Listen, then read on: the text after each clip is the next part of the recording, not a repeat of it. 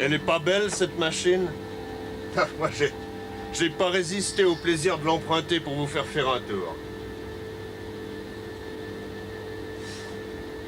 Avec cette locomotive, c'est le 21e siècle qui commence. Parce que, qu'on le veuille ou non, le rail va prendre de plus en plus d'importance. Et on va voir tout de suite pourquoi et comment les Suisses réinventent le transport des marchandises.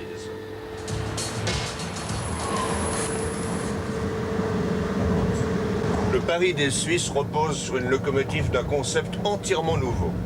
Une machine révolutionnaire capable de tirer d'énormes charges en montagne, mais aussi d'aller très vite en plaine. Alors quand on veut voir grand, eh bien il faut se donner les moyens de gagner. Et c'est ainsi qu'est née la Hero 44 460 dans laquelle nous nous trouvons.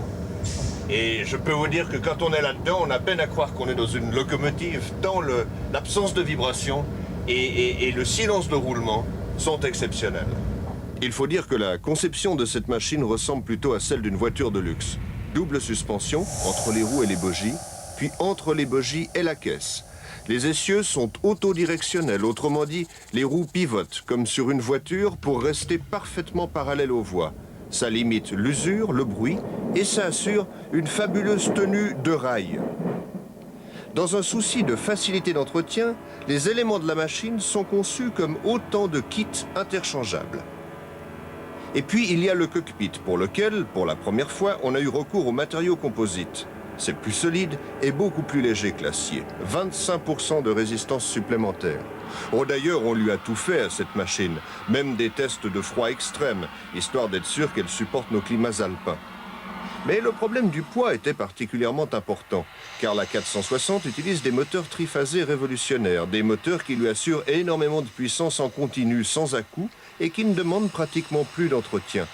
Seulement, pour fonctionner, ces moteurs ont besoin d'un circuit de transformation de courant plus lourd qu'un système conventionnel. Ce qui fait que même avec ses efforts d'allègement, la 460 fait tout de même le poids respectable de 85 tonnes. Puis, regardez ce tableau de bord, c'est magnifique. Il y a là un ordinateur qui dialogue avec le mécanicien et qui l'assiste sans cesse. Par exemple, s'il y a une panne, l'ordinateur analyse la panne. Pour la maintenance aussi, l'ordinateur vient aider au travail. Et moi, quand je suis arrivé ici, j'ai trouvé tout de suite un mode d'emploi complet, même pour des circonstances exceptionnelles.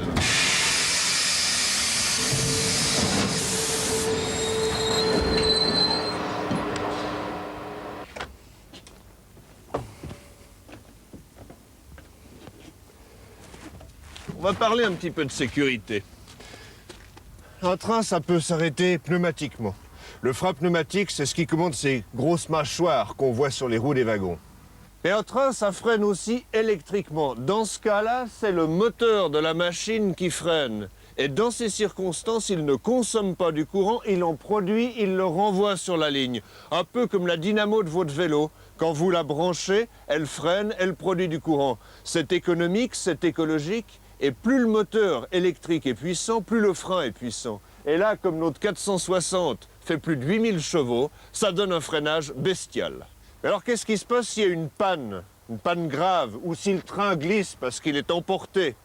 Eh bien, on a inventé un troisième frein, un frein qui en toutes circonstances fonctionnera. Et le gars qui a inventé ça est génial, regardez. Ça s'appelle un PMS, un frein magnétique de sécurité. En position relevée, il est maintenu par pression d'air. Maintenant, dans le pire des cas, s'il n'y a plus de pression d'air ou s'il n'y a plus d'électricité, le PMS tombe par son propre poids. Et comme il contient énormément, eh bien, la locomotive, elle est collée au rail. Intelligent, non? Notez, fallait bien ça. Ce que je vous ai pas dit le plus beau, les performances. Cette machine, c'est un tracteur, d'accord, pour tirer des trains de 700 mètres, mais c'est aussi une Ferrari. 8300 chevaux, 230 km/h, le 0 à 100 à l'heure en quelques 13 secondes. Démonstration.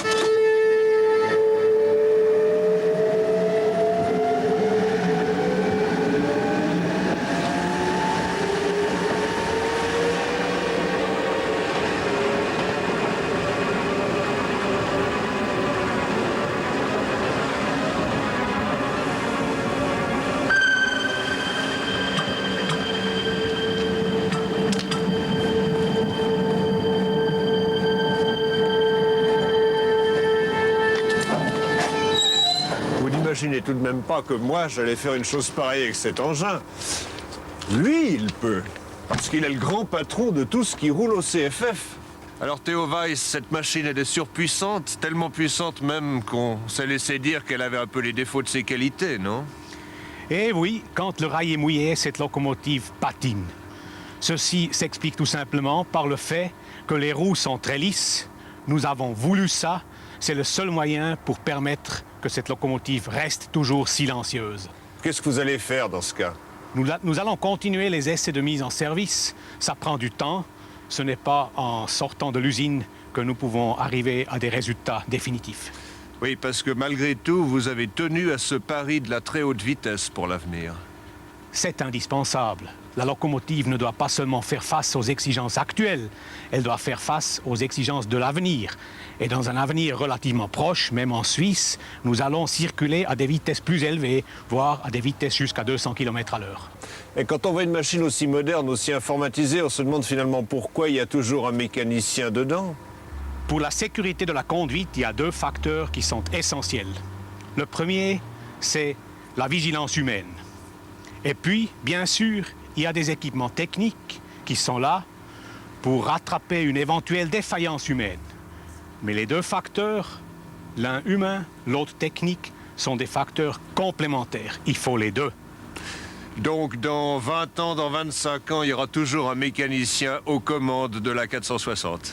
J'en suis persuadé, vous verrez toujours un mécanicien sur la locomotive. De toute façon, d'ici 20-25 ans, on sera probablement en train de mettre la dernière main à un projet très fou pour le transport des personnes. Ce projet, c'est Suisse Métro. Nous, on a voulu savoir si c'était vraiment faisable, alors en route pour l'utopie.